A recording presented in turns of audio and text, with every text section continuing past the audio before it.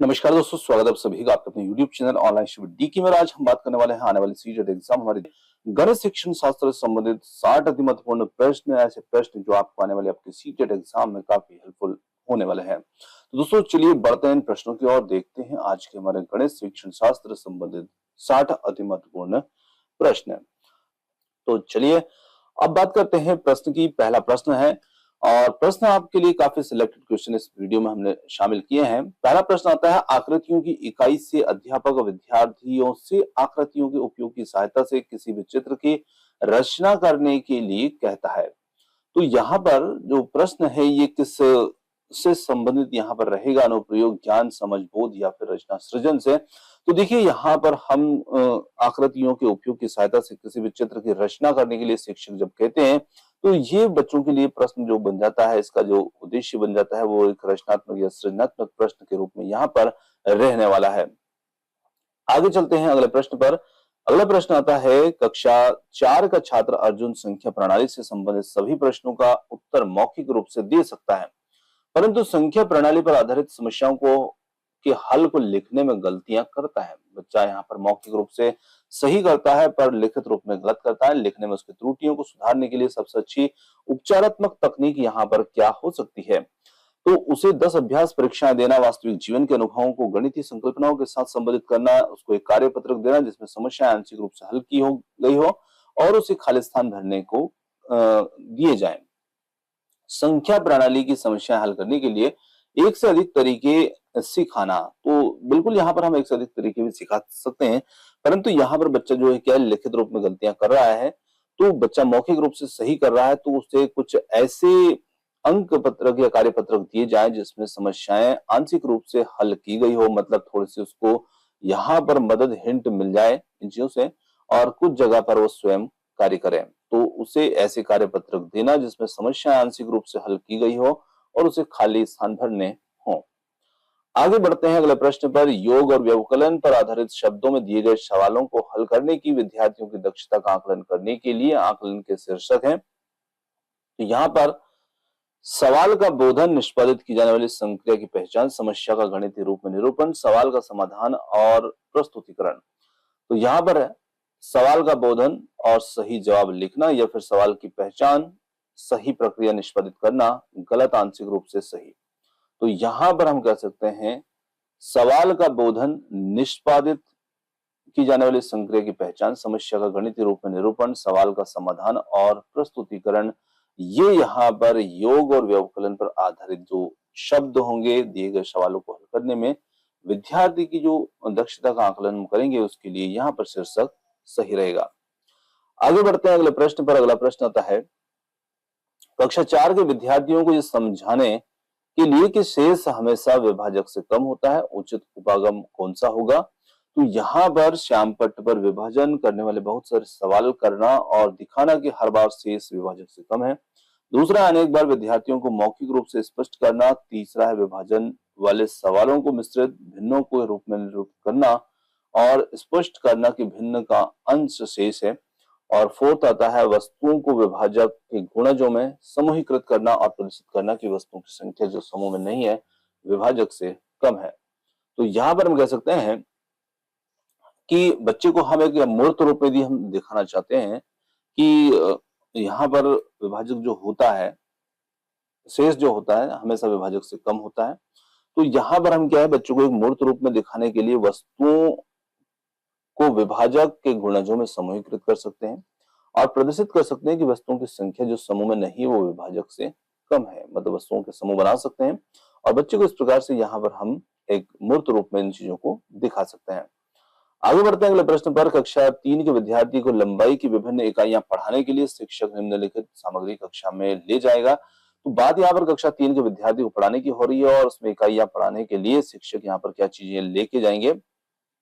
तो यहाँ पर हम कह सकते हैं सेंटीमीटर वाला रूलर और नापने वाली टेप, विभिन्न लंबाइयों और इकाइयों वाले रूलर या फुट्टा, नापने वाली छड़, नापने वाली पट्टी जो वस्तुकार के द्वारा प्रयोग में लाई जाती है, नापने वाली टेप जिसकी एक तरफ सेंटीमीटर हो दूसरी तरफ मीटर हो। तो यहाँ पर हम अलग अलग विभिन्न इकाइयों वाले रूलर भी ले जा सकते हैं या नापने वाली छड़ भी ले जा सकते हैं और नापने वाली पट्टी भी ले जा सकते हैं। ये चीजें यहाँ पर बच्चों के लिए ठीक रहेगी। आगे देखते हैं, अगला प्रश्न आता है, गणित की कक्षा में पाठ्य पुस्तक में विभिन्न प्रकरणों में खंड अभ्यास समय को समावेशित करने का क्या उद्देश्य है? तो यहाँ पर विद्यार्थी को आनंद व मस्ती प्रदान करना, दैनिक जीवनचर्या में बदलाव करना, समय का बेहतर सदुपयोग सुनिश्चित करना, विस्तृत अधिगम अवसर प्रदान करना। तो यहाँ पर उत्तर हो जाता है विस्तृत अधिगम अवसर प्रदान करना, ऑप्शन नंबर फोर्थ। ये यहाँ पर गणित की जो पाठ्य पुस्तक है उसमें अभ्यास समय को समावेशित करने का उद्देश्य होता है। आगे चलते हैं, प्राथमिक अवस्था में गणित रचनात्मक मूल्यांकन में अंतर्निहित है, अधिगम में असंगति और शिक्षण में कमियों को पहचानना, समय त्रुटियों को पहचानना, क्रिया प्रणाली केन और प्रतिभाओं की परीक्षा या फिर विद्यार्थी की ग्रेड और रैंक। तो यहाँ पर हम कह सकते हैं कि प्रारंभिक अवस्था में गणित में रचनात्मक मूल्यांकन में अंतर्निहित जो होता है वो अधिगम में असंगति और शिक्षण की कमियों को पहचानना इसका अंतर्निहित होता है। कक्षा में गणितीय मनोरंजनात्मक क्रियाकलाप तथा चुनौतियां पूर्ण ज्यामिति पहेलियां संबंधी क्रियाकलाप महत्वपूर्ण है। क्यों है? क्योंकि वे गणित में कम सफल विद्यार्थी या शिक्षार्थियों को तथा मंद गति से सीखने वाले शिक्षार्थियों में रुचि उत्पन्न करने में सहायक होते हैं, या फिर वे विद्यार्थी को उनकी गणित कक्षा में एकरूपता एक दैनिकचर्या के कारण होने वाले उबाऊपन से बाहर लाते हैं। वे प्रतिभाशाली शिक्षार्थियों को उचित अवसर प्रदान करते हैं। वे प्रत्येक शिक्षार्थी की स्थानिक व विश्लेषणात्मक योग्यता के संवर्धन में सहायक है। तो यहाँ पर हम कह सकते हैं कि वे प्रत्येक शिक्षार्थी की स्थानिक व विश्लेषणात्मक योग्यता के संवर्धन में सहायक होते हैं, और इसके लिए फोर्थ विकल्प जो होगा वो सही होगा। आगे चलते हैं, वैदिक गणित आजकल विशेष रूप से प्राथमिक विद्यालय के बच्चों में लोकप्रिय होता जा रहा है और इसका प्रयोग निम्नलिखित में से किसके विकास संवर्धन में होता है? तो यहाँ पर विद्यार्थियों की गणित परिकलन प्रक्रिया की समझ, विद्यार्थी के गणित की समस्या समाधान कौशल, विद्यार्थी की गणित में एकाग्रता और गणित में गणना के कौशल तथा गति। तो यहाँ पर हम कह सकते हैं कि ये लोकप्रिय होता जा रहा है, किसके विकास के संवर्धन में होता है इसका? तो गणित में जो गणना की जाती है वो गणना के कौशल तथा गति के लिए यहाँ पर वैदिक गणित जो है आजकल बहुत लोकप्रिय होता जा रहा है। आगे चलते हैं, सबसे उपयुक्त व्यूह रचना जिसका प्रयोग धनराशि के योग की कुशलता को आत्मसात करने के लिए किया जा सकता है, रिक्त स्थान है। प्रतिरूपों का प्रयोग है, भूमिका निर्वाह, बहुत सारे सवाल हल करना, सूचना और संप्रेषण तकनीक। तो यहाँ पर देखिए, सबसे उपयुक्त व्यूह रचना जिसका प्रयोग धनराशि के योग की कुशलता को आत्मसात करने के लिए किया जा सकता है वो हो जाता है भूमिका निर्वाह या रोल प्ले। यहाँ पर महत्वपूर्ण भूमिका निभा सकता है।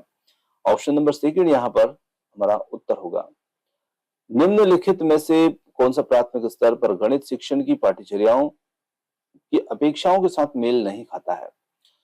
भिन्नों को पूर्ण रूप के अंश के रूप में प्रदर्शित करना तथा सरल भिन्नों को व्यवस्थित करना, वर्गीकृत आंकड़ों के निरूपण का विश्लेषण करना, निष्कर्ष निकालना, और दैनिक जीवन की तार्किक कार्य प्रणाली तथा गणितीय सोच के बीच संयोजन का विकास, मानक परिकलन प्रणाली से संख्या संबंधी संक्रियाओं की करने में भाषा और प्रतीक चिन्हों का विकास। तो यहाँ पर हम कह सकते हैं कि जो यहाँ पर गणित शिक्षण की पाठ्यचर्या की अपेक्षाओं के साथ मेल नहीं खाता है वो होगा वर्गीकृत आंकड़ों का विश्लेषण करना और निष्कर्ष निकालना। आगे चलते हैं, गणित की शिक्षा का मुख्य ध्येय क्या है? ज्यामिति के प्रमेयों और उनके प्रमाणों को स्वतंत्र रूप से सृजन करना, विद्यार्थियों को गणित समझने में सहायता करना, उपयोगी क्षमताओं को विकसित करना, बच्चों की गणितीय प्रतिभाओं का विकास करना। तो यहाँ पर हमारा जो सही उत्तर होगा वो हो जाता है बच्चों की गणितीय प्रतिभाओं को विकसित करना, उनका विकास करना। आगे चलते हैं, शिक्षिका गणित के संप्रतियों को सिखाते हुए खोज परक उपागम का उपयोग करती है और विद्यार्थियों को व्यवहारिक क्षमताओं के उपयोग करती है, उनको चर्चा में शामिल करती है। वह इस युक्ति का प्रयोग किसके लिए करती है? तो यहाँ पर शिक्षिका गणित की संप्रतियों को सिखाते हुए खोज परक जो उपागम है उसका उपयोग जब करती है तो वह गणित शिक्षण के उच्चतर उद्देश्यों की प्राप्ति के लिए या फिर विद्यार्थियों में व्यवहारिक क्षमताओं के विकास के लिए, एक निश्चित प्रकार की सोच व तार्किकता विकसित करने के लिए, गणित शिक्षण के संकीर्ण उद्देश्यों की प्राप्ति के लिए। तो यहाँ पर हमारा जो सही उत्तर बनेगा वो इसमें बन जाएगा एक निश्चित प्रकार की सोच व तार्किकता विकसित करने के लिए। ऑप्शन नंबर थर्ड यहाँ पर उत्तर हो जाता है। आगे बढ़ते हैं अगले प्रश्न पर। एक शिक्षिका कक्षा 5 की शैलजा से एक आकृति का परिमाप के बारे में पूछती है। वह शैलजा से उसके हल को अपने शब्दों में बताने के लिए भी कहती है।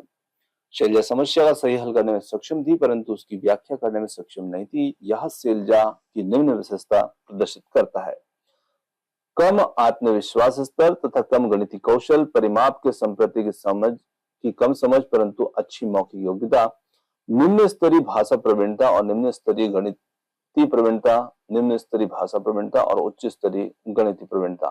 तो यहाँ पर हम कह सकते हैं कि शैलजा की निम्न विशेषता यहाँ पर जो प्रदर्शित होती है वो होती है निम्न स्तरीय भाषा प्रवीणता, क्योंकि भाषा उसकी प्रवीणता थोड़ी सी कमजोर है, और उच्च स्तरीय गणितीय प्रवीणता। अब देखिए, जब वो शैलजा अपने हल को बताने में मतलब हल सही करने में सक्षम है, परंतु उसकी व्याख्या करने में सक्षम नहीं है, तो कहीं ना कहीं उसकी जो भाषा प्रवीणता है वो थोड़ी सी वीक है। आगे देखते हैं, अगला प्रश्न है। एक शिक्षक आधार 10 और स्थानीय मान की संकल्पना का विकास करते समय कक्षा में निम्नलिखित पहली का प्रयोग करता है: मैं 8 दहाइयों में से 4 इकाइयों से कम हूं। इस गतिविधि का मुख्य उद्देश्य क्या है? कक्षा में कुछ मजा करना और एक रास्ता को तोड़ना, आधार 10 और स्थानीय मान संकल्पना को दृढ़ करना, योगात्मक आकलन करना, विद्यार्थी को दहाई और इकाई की संकल्पना से परिचित यहाँ पर कराना। तो यहाँ पर हम कह सकते हैं आधार 10 और स्थानीय मान की संकल्पना को दृढ़ करना ही इसका मुख्य उद्देश्य होगा। कक्षा 3 के विद्यार्थियों को संख्या पद्धति पढ़ाने का उद्देश्य क्या है?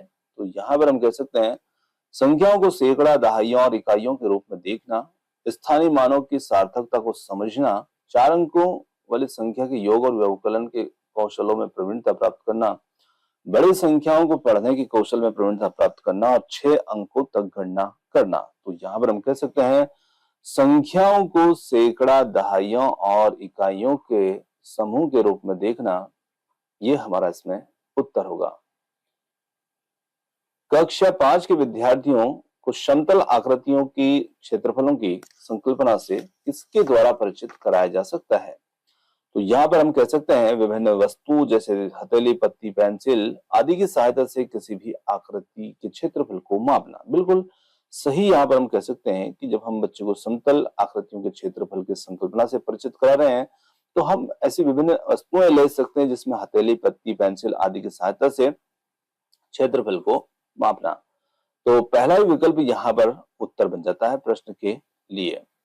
आगे चलते हैं, गणित में गणना करने संबंधी कौशलों का विकास किसके द्वारा बढ़ाया जा सकता है? केवल एल्गोरिथ्म का वर्णन करके, कक्षा में अभ्यास हेतु क्रियाशील गतिविधियों का आयोजन करके, संकल्पनाओं और प्रक्रियाओं को स्पष्ट करने के बाद अधिक से अधिक अभ्यास कराना, केवल संकल्पनात्मक ज्ञान देकर। तो यहाँ पर हम कह सकते हैं कि कक्षा में अभ्यास हेतु क्रियाशील गतिविधियों का आयोजन करके यहाँ पर बच्चों में जो कौशल है उसको बढ़ाया जा सकता है। ऑप्शन नंबर सेकंड यहाँ पर उत्तर होगा। आगे चलते हैं, आकांक्षा गणित की एक अच्छी अध्यापिका बनना चाहती है, और एक अच्छी अध्यापिका के लिए आवश्यक है कि उसके पास एक अच्छा संप्रेषण कौशल तथा बंद अंत वाले प्रश्नों का अच्छा ज्ञान होना चाहिए। गणितीय विषय वस्तु को वास्तविक जीवन से जोड़ने के लिए अवधारणात्मक ज्ञान, समझ और योग्यता होना चाहिए। संख्या पद्धति, बीज गणित तथा ज्यामिति का अच्छा ज्ञान होना चाहिए। और फोर्थ, बिना समय लगाए सवालों को हल करने की योग्यता होना चाहिए। तो यहां पर हम कह सकते हैं कि गणितीय विषय वस्तु को वास्तविक जीवन से जोड़ने के लिए अवधारणात्मक ज्ञान, समझ और योग्यता यहां पर होना चाहिए, और इसके लिए दूसरा विकल्प हमारा उत्तर होगा। एक अध्यापिका अपनी कक्षा में गुणा को बार बार किए जाने वाले जोड़ के रूप में बता रही है। उसके बाद समान संख्या की वस्तुओं का समूहन कर गुणा के रूप में बताती है। तो यहां पर हम देखें, तत्पश्चात एक से परिचित कराती है। अंत में गुणनफल का पता करने के लिए आड़ी तिरछी रेखाओं और माचिस की तीलियों की सहायता से एक छोटा क्रियाकलाप कराती है। और यहाँ पर अध्यापिका कर रही है। थोड़ा सा प्रश्न यहाँ पर हमारा जो था मतलब टुकड़े में हो गया, ये पूरा हमारा यहाँ से यहाँ तक प्रश्न ही इसमें शामिल है। यहाँ तक हमारा प्रश्न ही रहेगा, थोड़ा सा कलर इसका डिफरेंट हो गया। ये देखिए, एक अध्यापिका अपनी कक्षा में गुणा को बार बार किए जाने वाले जोड़ के रूप में बता रही है, उसके बाद समान संख्या की वस्तुओं का समूहन करके गुणा के रूप में बताती है। उसके पश्चात वो एक्स से परिचित, मतलब इस गुणा के निशान से यहाँ पर बच्चों को परिचित कराती है, और अंत में गुणनफल का पता करने के लिए आड़े तिरछे रेखाओं और माचिस की तीलियों की सहायता से क्रियाकलाप करती है। तो अध्यापिका यहाँ पर क्या कर रही है, गणित में कम सफल बच्चों के लिए उपचारात्मक युक्ति प्रदान कर रही है। कक्षा को आनंददायी बनाने के लिए तरह तरह के प्रस्तुतिकरण है, मूर्त से अमूर्त संप्रति और के रूप में एक पाठ का विकास कर रही है। विभिन्न अधिगम शैली वाले शिक्षार्थियों का ध्यान रखना। तो यहाँ पर मूर्त से अमूर्त संप्रति की और के पाठ के रूप में पाठ का विकास कर रही है शिक्षिका। यहाँ पर आगे चलते हैं। राष्ट्रीय पाठ्यचर्या रूपरेखा 2005 के अनुसार विद्यालय में गणित शिक्षण का संकीर्ण उद्देश्य यहाँ पर क्या रहेगा? रैखिक बीजगणित से संबंधित दैनिक जीवन की समस्याओं की शिक्षा, संख्यात्मक कौशलों का विकास, बीजगणित पढ़ाना, परिकलन व मापन पढ़ाना। तो यहाँ पर केवल संख्यात्मक कौशलों का विकास जो होगा वो इसमें संकीर्ण उद्देश्य होगा। एक बच्चा जिस अवस्था में सभी संख्या संबंधी संक्रियाओं को करने के लिए सक्षम है, विभिन्नों के संप्रति की व्याख्या करने में सक्षम है, वह अवस्था कौन सी होगी? विभाजनात्मक अवस्था, संक्रियात्मक अवस्था, आरंभिक अवस्था, परिणात्मक अवस्था। तो यहां पर हम कह सकते हैं इसमें संक्रियात्मक अवस्था हमारा उत्तर होगा दूसरा विकल्प। चलिए आगे बढ़ते हैं। राष्ट्रीय पाठ्यचर्या की रूपरेखा 2005 मानती है कि गणित में चिंतन और तर्कणा का ऐसा तरीका शामिल होता है। इस दृष्टिकोण को किसके द्वारा प्राप्त किया जा सकता है? तो यहां पर हम कह सकते हैं विद्यार्थियों को विशेष कोचिंग देना, खोजबीन उपागम का प्रयोग करना, हस्तचालकों का प्रयोग करना, संकल्पनाओं को वास्तविक जीवन से जोड़ना, शिक्षार्थियों को चर्चाओं में शामिल करना, गणित की सभी पाठ्यपुस्तकों का पुनर्लेखन करना, और बहुत विद्यार्थियों को बहुत सारे सवाल कार्यपत्रक आदि देना। तो यहां पर हमारा जो सही उत्तर बनेगा वो उस प्रश्न के लिए बनेगा, तो प्रश्न के लिए हमारा जो सही उत्तर बनेगा विद्यार्थियों को कोचिंग देना, खोजबीन उपागम का प्रयोग करना, हस्तचालकों का प्रयोग करना, संकल्पनाओं का को वास्तविक जीवन से जोड़ना और विद्यार्थियों को चर्चाओं में शामिल होना। तो देखिए, राष्ट्रीय पाठ्यचर्या जो 2005 है वो गणित में जब चिंतन और तर्कणा का एक तरीका जो शामिल होता है वो तरीका इस दृष्टिकोण से ही हमें यहाँ पर प्राप्त हो सकता है। दूसरा विकल्प इसमें उत्तर होगा। आंकड़ों के विश्लेषण संबंधी विद्यार्थी की समझ का आकलन करने के लिए सर्वाधिक उचित रूपात्मक कार्य क्या होगा? यहाँ पर वर्ग पहेली, सर्वेक्षण आधारित परियोजना, प्रश्नोत्तरी भूमिका निर्भर रोल प्ले। तो हम यहाँ पर कह सकते हैं सर्वेक्षण आधारित परियोजना, ऑप्शन नंबर सेकंड इसमें उत्तर होगा। पियाजे का विश्वास था कि सामाजिक अनुदेशन से सीखना होता है, और गणित का एक शिक्षक पियाजे के सिद्धांत में विश्वास करते हुए विभेदित अनुदेशन का प्रयोग करेगा, चाक-टाक की पद्धति का प्रयोग करेगा, कक्षा में बहुत सारे हस्त परिचालकों का, प्रयोगशाला गतिविधियों का प्रयोग करेगा, सामूहिक परियोजना और सामूहिक परिचर्चा का प्रयोग करेगा। तो यहाँ पर हम कह सकते हैं कि जो शिक्षक होगा वो यहाँ पर सामूहिक परियोजना और सामूहिक परिचर्चा का प्रयोग करेगा। ऑप्शन नंबर फोर्थ यहाँ पर उत्तर होगा। अगला प्रश्न है, उमा सम और विषम संख्याओं की संकल्पना को समझ नहीं पा रही है। उसकी संकल्पना को सुधारने के लिए शिक्षिका ने भिन्न रंग वाले कुछ 20 कंकड़ लिए और उनके जोड़े बनाने के लिए कहा, साथ ही 1 से 20 तक संख्याओं को छांटने के लिए कहा। जिन कंकड़ों के जोड़े बन पाए और जिनके जोड़े नहीं बन पाए। तो उमा यहाँ पर क्या है, एक श्रव्य शिक्षार्थी है, को व्यक्तिगत ध्यान की आवश्यकता है, चाक्षुष शिक्षार्थी है या कायिक गतिक शिक्षार्थी है। तो यहां पर हम कह सकते हैं कि उमा को यहां पर व्यक्तिगत ध्यान की आवश्यकता है, और इसके लिए दूसरा विकल्प हमारा उत्तर होगा। कक्षा 4 में बिंदु रेखा पर ज्यामिति पाठ के लिए आकलन निर्देश होंगे। परिशुद्ध रूप से सेंटीमीटर और इंचों में रेखाखंडों को माप सकता है और रेखाखंड के अंत बिंदु को चिन्हित कर सकता है। रेखा किरण और रेखाखंड में अंतर कर सकता है और इन्हें परिभाषित कर सकता है। रेखा और रेखाखंड में अंतर कर सकता है या बिंदु चिन्हों चिन्हित कर सकता है। दी गई लंबाई के अनुसार परिशुद्ध रूप से रेखाखंड खींच सकता है। और फोर्थ है, सेंटीमीटर और इंचों में रेखा को परिशुद्ध रूप से माप सकता है, रेखा का नाम बता सकता है। तो यहां पर हम कह सकते हैं कि रेखा किरण और रेखाखंड में अंतर कर सकता है, इन्हें परिभाषित कर सकता है। तो यहां पर ज्यामिति पाठ के लिए आकलन के निर्देश रहेंगे ये वाले।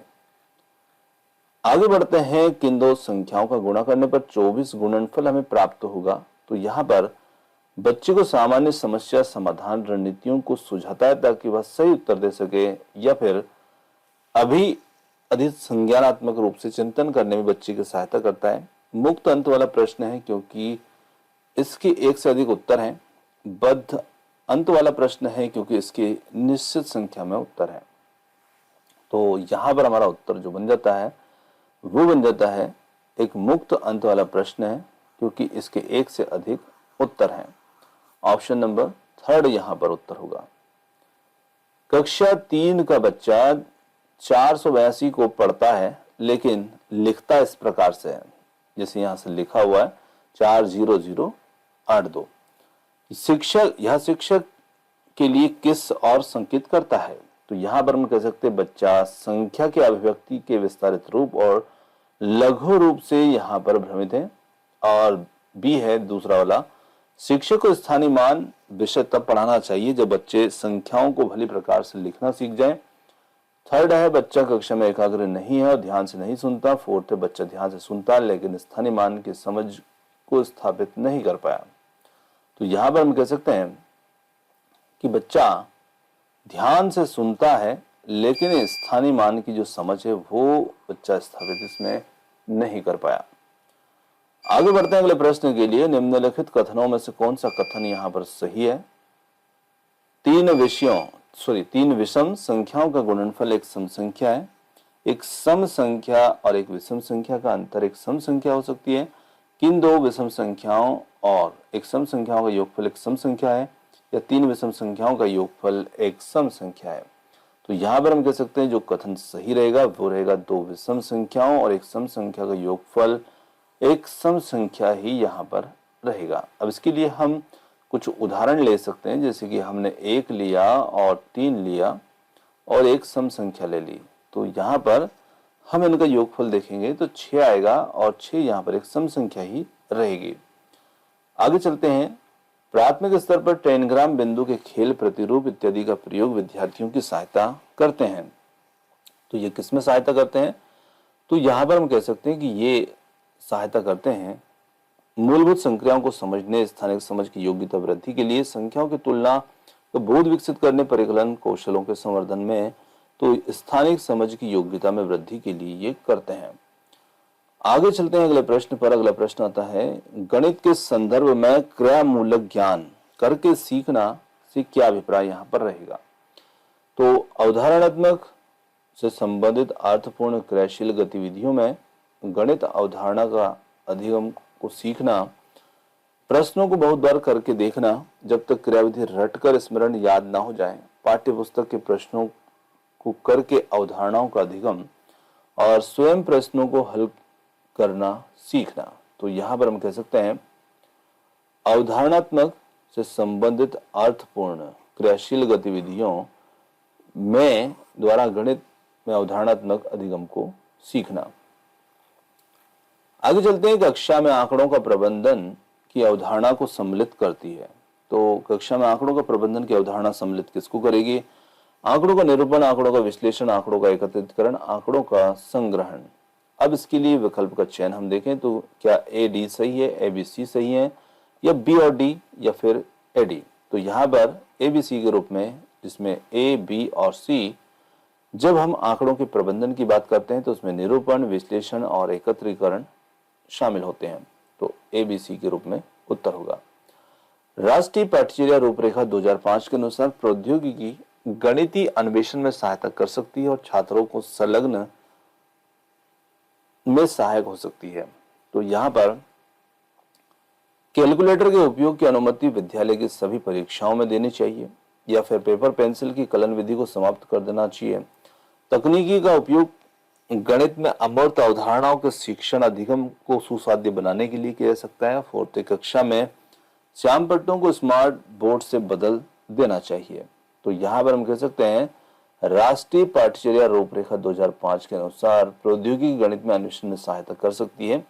तो तकनीकी का उपयोग गणित में अमूर्त अवधारणाओं के शिक्षण अधिगम को सुसाध्य बनाने के लिए किया जा सकता है। यूनिसेफ समर्थित पहल बाला है। तो ये क्या है? Books and as learning aid, building as learning aid, bulletin board as learning aid, black board as learning aid. तो यहां पर हम कह सकते हैं कि ये बिल्डिंग एज लर्निंग एड होगा, ऑप्शन सेकेंड। आगे चलते हैं, पैटर्न को पहचानना, उनको पूर्ण करना प्राथमिक स्तर पर गणित पाठ्यक्रम का एक अनिवार्य भाग है जो छात्रों में सृजनात्मक और कला कौशल की विशेषताओं को विकसित करता है।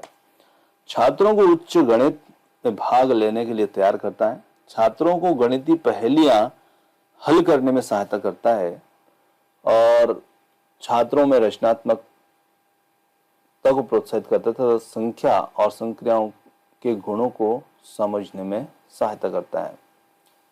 तो यहां पर हमारा जो उत्तर बनेगा वो बनेगा ऑप्शन नंबर 4, जिसमें छात्रों में रचनात्मकता को प्रोत्साहित करता है तथा संख्या संक्रियाओं को गुणों को समझने में सहायता करेगा। आगे बढ़ते हैं, निम्न में से कौन सा समय को मापने की कौशल नहीं है?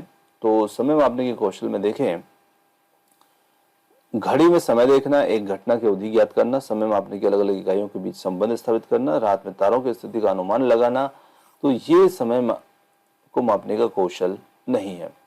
हस्त कौशल सामग्री या प्रतिमान, स्थिर चित्र, लिखित संकेत, मौखिक और लिखित भाषा, वास्तविक संसार की स्थितियां या संदर्भ, ऐसे 5 तरीके हैं जो प्रदर्शित हैं। गणितीय विचार, ज्यामिति, उत्पत्ति, गणितीय पाठ्यक्रम, गणितीय शब्दावली।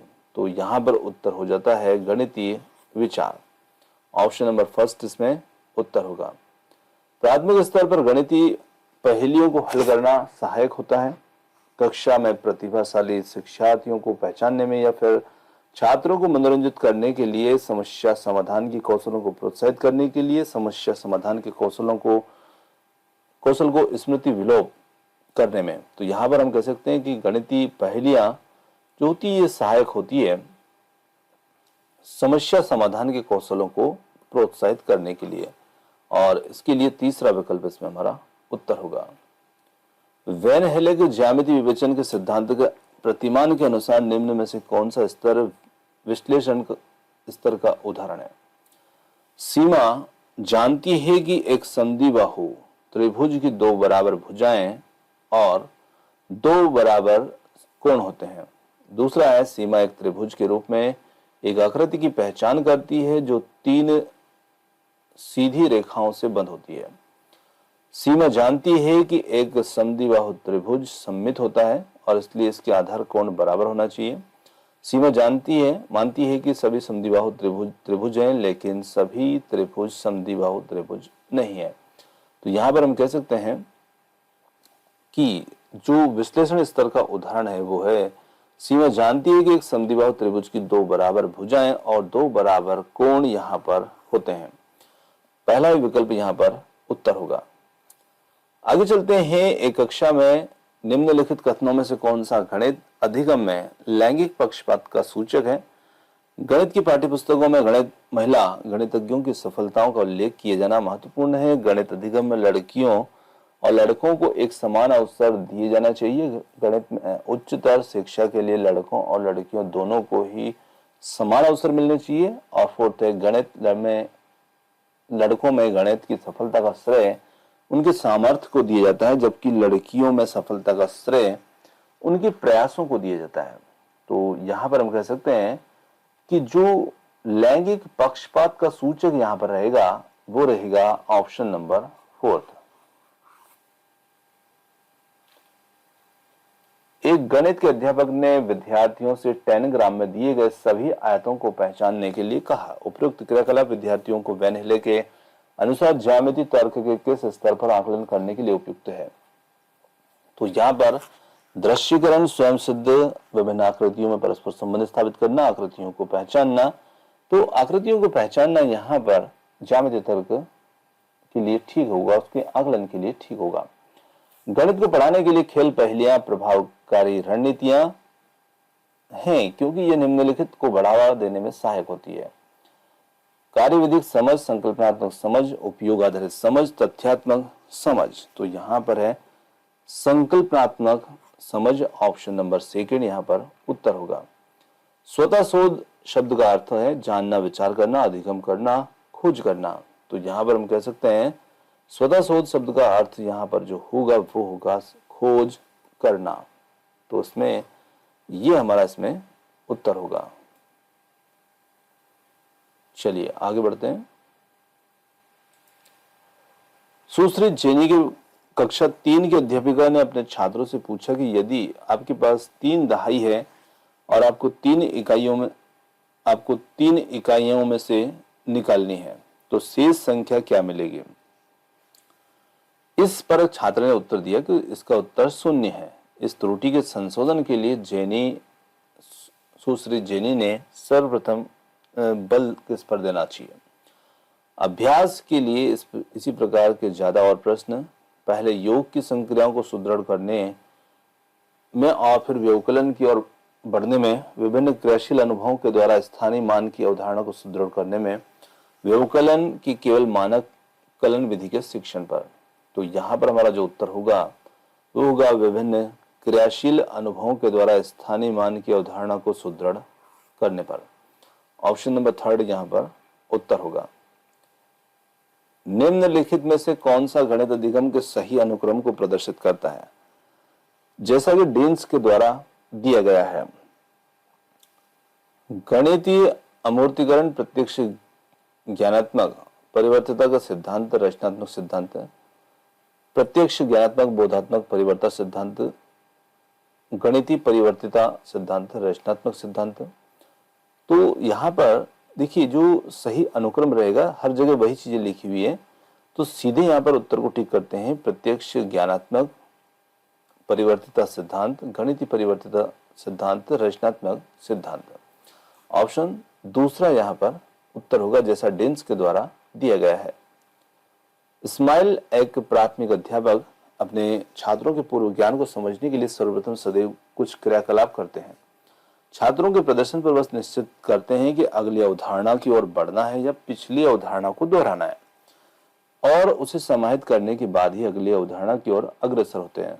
एक शिक्षक के नाते इस्माइल एक रैखिक मूल्यांकन के नमूने का पालन कर रहे हैं, जिसमें योजना, एक विषय को पढ़ाना और पढ़ाए गए वृत्तांत का मूल्यांकन सम्मिलित है, या फिर अत्यधिक समय नष्ट कर रहे हैं। उन्हें पाठ्य विवरण को पूर्ण करने पर केंद्रित रहना चाहिए, को एक विषय पूर्ण करने के पश्चात ही मूल्यांकन करना चाहिए।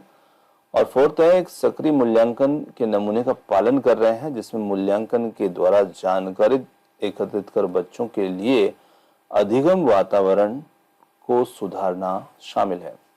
तो ऑप्शन 4 यहां पर हमारा उत्तर होगा। अनीस ने अपने छात्रों को विभिन्न ज्यामितीय आकृतियों को वर्गीकृत करने के लिए एक समूह परियोजना दी है। इस परियोजना में विद्यार्थियों का प्रदर्शन का आकलन करने के लिए निम्नलिखित में से कौन सी आकलन उपयुक्त होगा। Rubric, paper pencil test, checklist या फिर संकल्पना मानचित्र। तो यहां पर रूब्रिक जो होगा वो इसमें आकलन के लिए सबसे उपयुक्त होगा। निम्नलिखित में से कौन सा कथन गणित पाठ्यचर्या में शाब्दिक समस्याओं के उद्देश्यों का उपयुक्त वर्णन करता है। इन्हें विद्यार्थी की भाषा क्षमता को परखने के लिए प्रयोग किया जा सकता है। ये गणितीय समस्याओं को हल करने हेतु किसी भी औपचारिक कलन विधि का परिचय कराने में सहायक होते हैं। ये गणित को स्कूल से बाहर जोड़ने स्कूल से बाहर के संसार से अधिक जोड़ती है, ये सभी शिक्षार्थियों के द्वारा आसानी से हल की जा सकती है। तो देखिए पाठ्यचर्या, गणित पाठ्यचर्या में शाब्दिक समस्याओं के हल,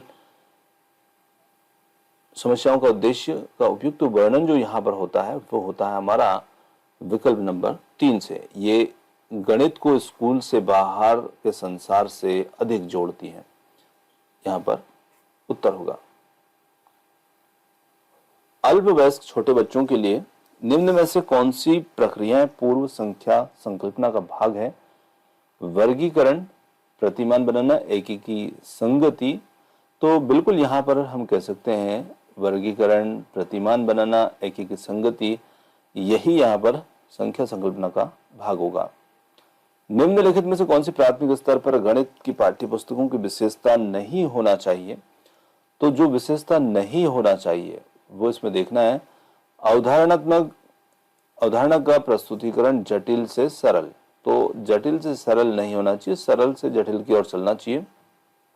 तो ऑप्शन 3 ही यहाँ पर उत्तर बन जाएगा। आगे चलते हैं। हस्त कौशल सामग्री का उपयोग प्राथमिक स्तर पर गणित के शिक्षण अधिगम का अभिन्न अंग है, क्योंकि यह प्राथमिक पाठ्यचर्या में अन्य विषयों के साथ संबंध बनाने में सहायता करता है। यह वार्षिक निरीक्षण के दौरान स्कूल को बेहतर प्राप्तांक प्रदर्शित करने में सहायता करता है। 3 है, यह शिक्षार्थी को गणितीय अवधारणा को समझने में सहायता करता है। 4 है, शिक्षक शिक्षिका को समस्याओं को श्याम पट पर हल करने की आवश्यकता नहीं पड़ती, इसलिए उनका समय बचाता है। तो यहाँ पर हम कह सकते हैं शिक्षार्थी को गणितीय अवधारणा को समझने में मदद करता है या सहायता करता है। निम्नलिखित में से कौन सा एक गतिशील सक्रिय गणित सॉफ्टवेयर जो ज्यामिति, बीजगणित, स्प्रेडशीट, रेखांकन, सांख्यिकी और कलन विधि के एक साथ उपयोग हेतु आसान पैकेज में आता है? तो वो यहाँ पर होगा GeoGebra, pattern shapes, geometry pad, spaceless match. तो जियोजेब्रा यहाँ पर उत्तर होगा। ऑप्शन नंबर 1 इसमें उत्तर होगा। आगे चलते हैं। 1 से 9 तक की संख्याओं को पढ़ाने के लिए निम्न में से कौन सा क्रियाकलाप सबसे उपयुक्त होगा? भिन्न भिन्न पदार्थ देना, एकीकी संगति का उपयोग करना, छात्रों को गणना करने के लिए कहना, या फिर दी गई संख्या के आधार पर संबंधित पदार्थों को एकत्रित करना, मौखिक रूप से 1 से 9 की संख्याओं के क्रम को दोहराना जब तक कि छात्र इन्हें स्मरण ना कर ले। तो यहाँ पर ए, बी, बी, सी, ऐसी या फिर केवल ए। तो यहाँ पर हमारा जो उत्तर होगा ए और बी, इसमें उत्तर होगा।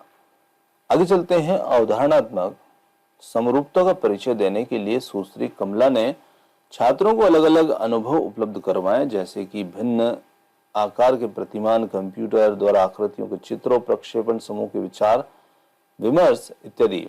सुश्री कमला का आशय यहाँ पर अधिगमकर्ताओं को बहुल अनुभवों को उपलब्ध कराना है, जिससे बच्चों को थोड़ा खाली समय मिले, मंद बुद्धि अधिगमकर्ताओं को सहायता मिले, प्रतिभाशाली अधिगमकर्ताओं को सहायता मिले, सभी अधिगमकर्ताओं की आवश्यकताओं का प्रबंध हो जाए।